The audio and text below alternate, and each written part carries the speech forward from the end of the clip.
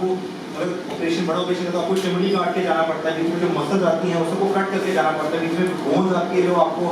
Obstruct करते हैं, bones को भी आपको रिमूव करना पड़ता है। तो वो एक तरह से कोलैटरल डैमेज होता है,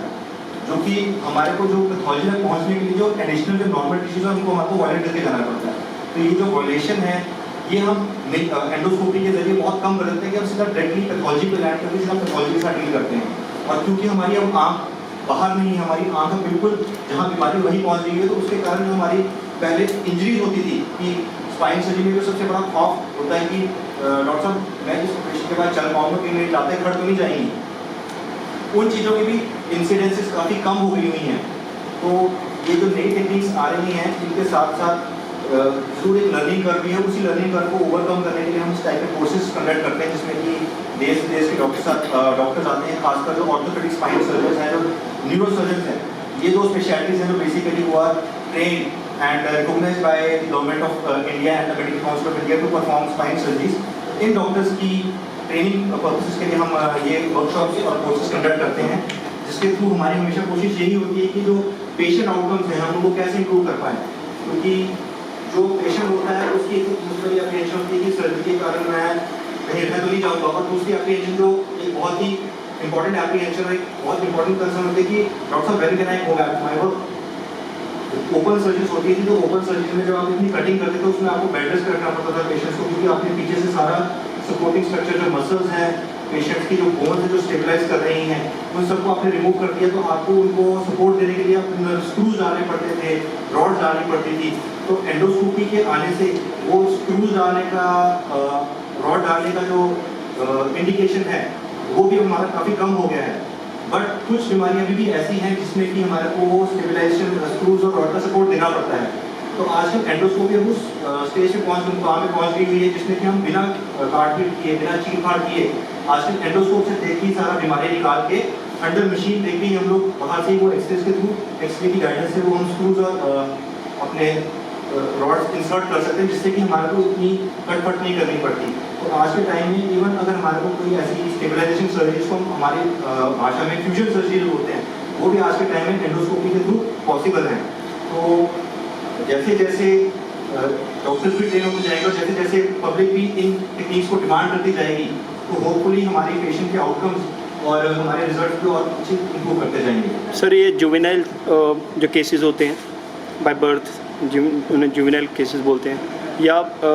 स्पोर्ट्स इंजरीज हैं, उस केस में हाउ हेल्पफुल इट इज़? जो स्पाइन एंडोस्कोपी है ना, इसकी जितनी भी रिसर्च करी गई है, जितना भी साइंटिफिक डेटा है इसका,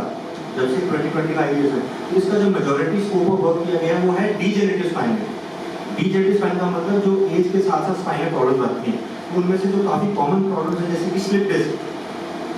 डिस्क के कारण अगर कोई नर्व पिंच हो जाए, पेशेंट को बहुत सीवियर सciatica और लेग में डिस्कम्फर्ट है, वो चल नहीं पा रहा है, और मेडिसिन करने के बाद, रेस्ट करने के बाद अगर इम्प्रूव नहीं कर रहा, वापस अपनी नॉर्मल एक्टिविटीज और डेली एक्टिविटीज को रिज्यूम नहीं कर पा, तो ऐसे पेशेंट्स के लिए एंडोस्कोपी इज अ बोन। कुछ बुजुर्ग पेशेंट्स जिनमें की उम्र के साथ साथ हड्डी मास मोटा होने के कारण उनकी नर्व प्रेस हो रही है, उनको चलने में दिक्कत, उनको रातें सहारा नहीं दे पा रही है, ऐसे पेशेंट्स में वैसे ही बिकॉज ओल्ड पेशेंट्स हैं, वैसे ही हाई रिस्क नेचर होता है किसी भी बड़े ऑपरेशन का, तो ऐसे पेशेंट्स के लिए endoscopy is a very big bone. Osteophytes में ऑस्टियोफाइट जो ऐसे हड्डियां बड़ी हो जाती हैं, जी हाँ, वो अगर हड्डी ग्रो करके ऐसे नर्व्स को हमारे स्पाइनल न्यूरल स्ट्रक्चर्स को पिंच करेंगे और पेशेंट को लेग्स में पेन आने उनके लिए एक वरदान के लायक है। अब जो कंजेनिटल प्रॉब्लम्स हैं, यूजुअली कंजेनिटल प्रॉब्लम्स अलग तरह की होती हैं, उसमें होता है कि स्पाइन की डेवलपमेंट ही खराब हो गई होती है, तो उन पेशेंट्स के जो तौर तरीके होते हैं वो काफ़ी अलग होते हैं, उनमें सर्जरी की जरूरत भी है कि नहीं है, उनकी इवैल्यूएशन होने के बाद, और उनकी सर्जरी ऐसा नहीं कि पैदा होती सर्जरी करने की जरूरत है, उसका भी जो टेक्निक है, जो चाइल्डहुड प्रॉब्लम्स होती है उनमें सबसे एक कॉमन बीमारी जो आती है हेरिडिटी का कीड़ापन, जिसको हम स्कोलियोसिस बोलते हैं, स्कोलियोसिस, वो सर्जरीज अभी भी आज के टाइम में ओपन सर्जरीज के द्वारा करी जा रही है। बट आज के टाइम में अब बाहर के देशों से ये टेक्निक्स हम भी यहाँ पे ट्रेनिंग हो रही है, डॉक्टर्स ट्रेन होकर आ रहे हैं, जिसमें कि वो आजकल सिर्फ स्टैप बिना चीर-फाड़ किए ही ऊपर गर्दन से लेके नीचे कमर तक अगर स्क्रूज डालने की जरूरत है पेशेंट की, वो डिफॉर्मिटी कट करेगा, तो वो भी आज के टाइम में MIS minimally invasive surgery possible है। सर वो तो कायरोप्रैक्टिस वहाँ कर लेते हैं वो स्कोलियोसिस को, तो मतलब मैंने कायरोप्रैक्टर जो है, कायरोप्रैक्टर के बारे में बता रहा हूँ, chiropractor is like a manual therapist. हाँ जी, स्कोलियोसिस के लिए स्पेसिफिकली कह रहा हूँ बस। स्कोलियोसिस के लिए मैं आपको बताना चाहूँगा कि इंडिया में कायरोप्रैक्टर्स आर नॉट रिकॉग्नाइज्ड। अच्छा, ठीक है, इंडिया में chiropractic is not a recognized speciality and degree, ठीक है। और I would like to give this message across कि जो कायरोप्रैक्टिस जो ऐसे मैनिपुलेशंस करते हैं, इट इज़ वेरी इंपॉर्टेंट कि आप उससे पहले एक स्पाइन स्पेशलिस्ट से अपना पक्का एक प्रॉपर इवैल्यूएशन करें, क्योंकि कुछ प्रॉब्लम्स ऐसी होती है जिसमें कि अगर कोई नस के ऊपर कोई दबाव है और आप एकदम से कुछ ऐसे रोड झटका करते हैं और वो दबाव एकदम से बढ़ जाए, तो यहाँ पर ऐसी भी इंस्टांसेस रिपोर्ट करी गई जिसमें कि बंदे के हाथ पैर एकदम से सडन कॉन्सेप्ट पैरालिसिस हो गया हुआ है। तो इवन दो हम आजकल यूट्यूब और सोशल मीडिया की इतनी आगे हुई है कि हम यूट्यूब पर देख के हम बड़े इंप्रेस होते हैं कि उन्होंने ऐसे झटका मारा और पेशेंट ठीक हो गया, बट हमारे को इसका जो डार्क साइड है वो नहीं दिखाया जाता।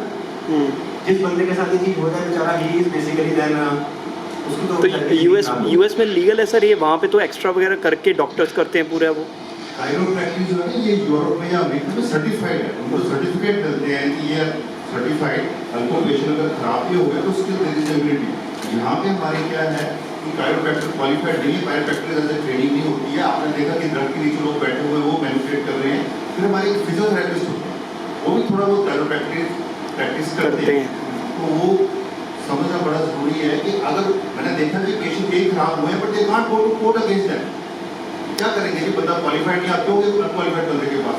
क्वेश्चन तो ये भी बंदे को जवाब देना पड़ता है। कोर्ट में जज बोलेगा कि आप अनक्वालिफाइड बंदे के पास क्यों गए जब आपको पता था ये क्वालिफाइड नहीं है? Why you submitted your body to this guy? Why did you go to qualified person? तो chiropractic as of now in India ये साइंस रिकॉग्नाइज नहीं है, तो